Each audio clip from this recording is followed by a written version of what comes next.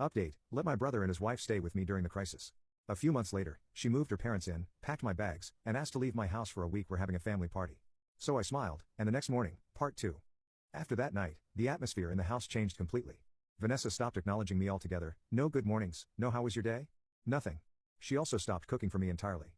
I'd come home to find evidence that they'd eaten, takeout containers or dirty pans, but nothing left for me. I went back to preparing my own meals just as I had before they moved in. 2 months into their stay, I was beginning to feel like a stranger in my own home. One evening, I found them sprawled on my living room couch, watching TV and sharing a large pizza. They didn't offer me any. I decided it was time for another conversation. Hey, guys, quick question, how's the job hunt going? Jake barely looked away from the TV.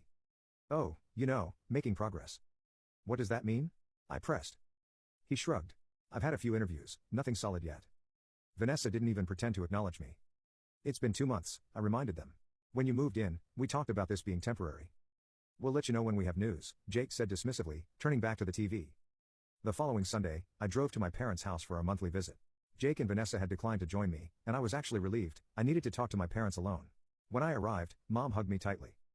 How's everything going with Jake and Vanessa? That's what I wanted to talk to you about, I started, before I could continue. Mom launched into her concerns. Jake says you've been pressuring them about finding jobs. He says you treat them like they're taking advantage of you. I was stunned. What? I barely mentioned it. I just asked how the search was going. He says you're making them feel unwelcome, Dad added. That's not like you, Megan.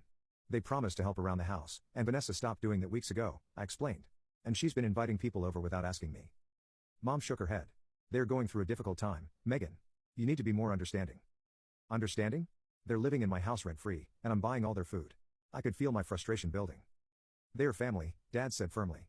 Family supports each other. I realized there was no point arguing. My parents had already decided I was in the wrong. I changed the subject, and we had an uncomfortable dinner before I headed home. As I pulled into my driveway, I noticed an unfamiliar car parked in my spot. Confused, I parked on the street and went inside. The moment I opened the door, I saw several large suitcases in the hallway. Voices came from the living room, more than just Jake and Vanessa's. I walked in to find an older couple sitting on my couch. I recognized them as Vanessa's parents, Robert and Linda, though we'd only met a few times at family gatherings. Everyone fell silent when I entered. Megan, Jake said with forced enthusiasm. Look who's visiting. I pasted on a smile. Hello, Robert, Linda. Nice to see you. Linda, she nodded stiffly. Jake, can I talk to you for a minute? I kept my voice pleasant, though inside I was seething. Jake followed me upstairs to my home office. What's going on? I asked once the door was closed. Why are Vanessa's parents here with suitcases?